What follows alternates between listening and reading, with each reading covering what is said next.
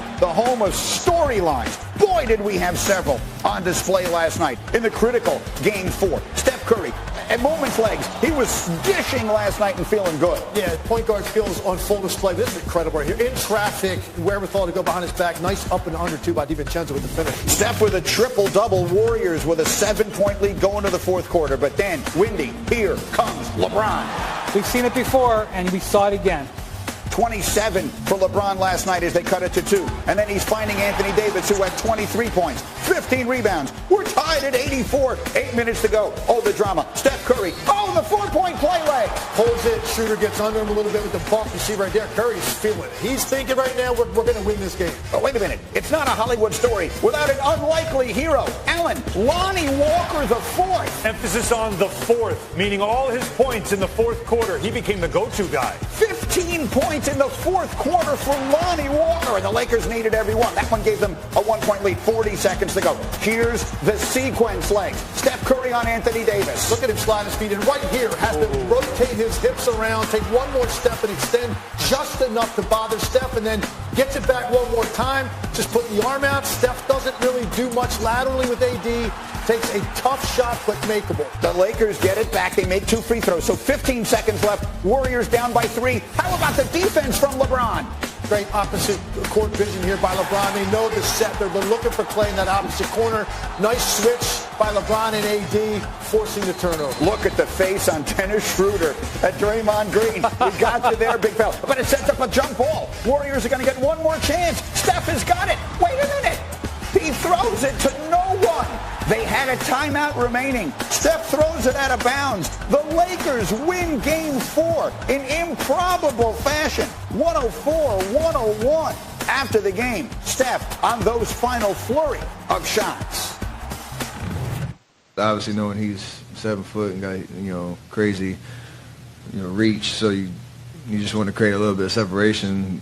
First one, nice little step back. It was in and out. It felt good.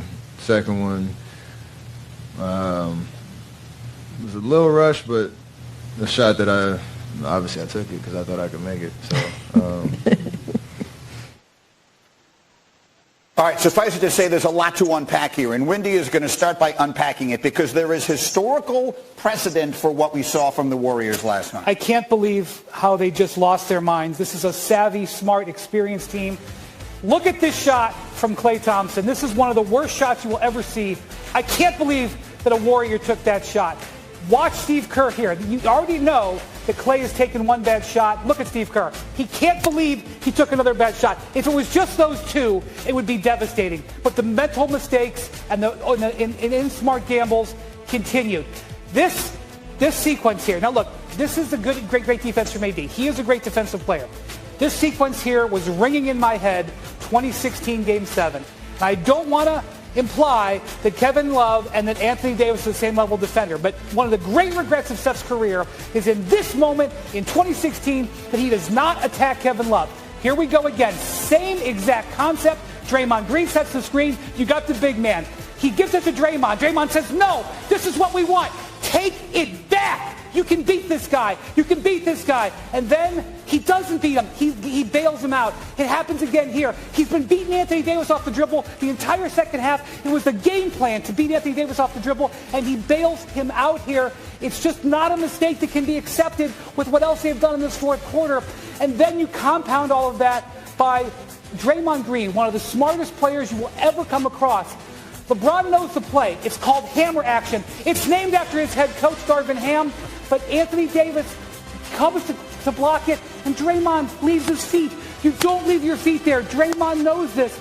It's not the worst mistake of all time, but when combined with the other mistakes that they made, it's catastrophic. And now they've lost leverage in this series, and they may be at the end of their championship run. That is so well defined there, Wendy, in every single way. And a reminder, in case you don't remember, the play he's talking about was Game 7. That was it. That was the final sequence of Game 7 after Kyrie had made that legendary shot, and the Cavs wind up winning that championship. And so, Legs, take us through it here if you can, because I know you have a touchscreen. Yeah. The Warriors made their mistakes. The Lakers also played some brilliant defense. Yeah, it's preparation. It's kind of knowing what they're going to run and then executing it and having the right guys in position to do it. And here it is. And I want to start off by taking a look. I think, you're down 3.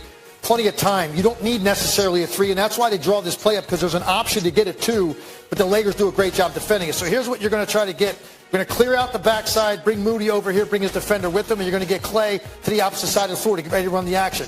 You go to Draymond because you trust his ability to make a pass this situation. Now, here comes the dribble handoff. You're going to fake it.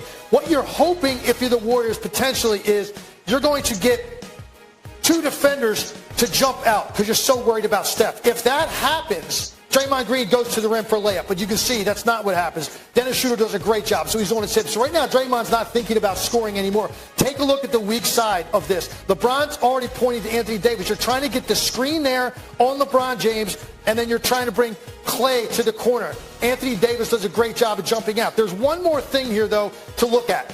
Watch Wiggins. This is not a committed dive. And Draymond Green is going to jump in the air. But Wiggins right here, you have an opportunity to seal and get to the rim. And that's what Draymond's looking at when he sees Clay's not open. He's hoping Wiggins dives because you got a chance to get a layup. There's going to be 10 seconds left in the game. You're going to be down by 1 with a timeout. You still have a chance. But instead, Draymond jumps in the air. There's really nothing over there because there's so much traffic.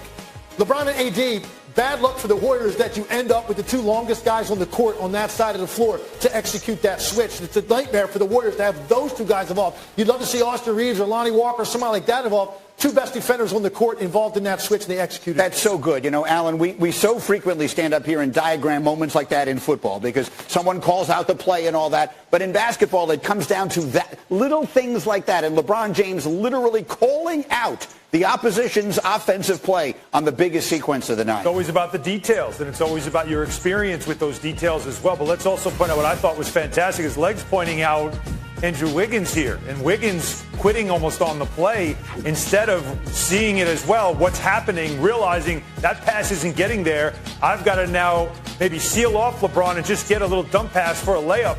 But because he just stops, one detail falls apart, and the whole play now falls apart because that's pretty much option 2, right, Legs? Option 1 is obviously the corner 3 for Clay, but option 2, if it's guys go to Clay, you've got Wiggins and you've got an easy layup. He does nothing but stand there, and then you get the "you mad, bro" from Dennis Schroeder there at the end because that's, again, to the victors go the spoils. That's well said. You know, I want to give some love to a guy who I don't think gets a lot of it.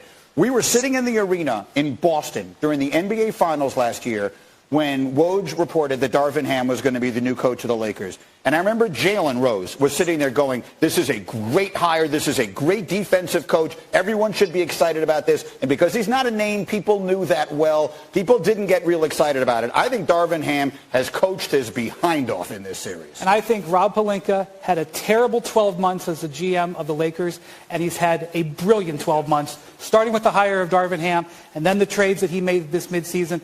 The tools that Darvin is employing have been given to them by moves that the Lakers made throughout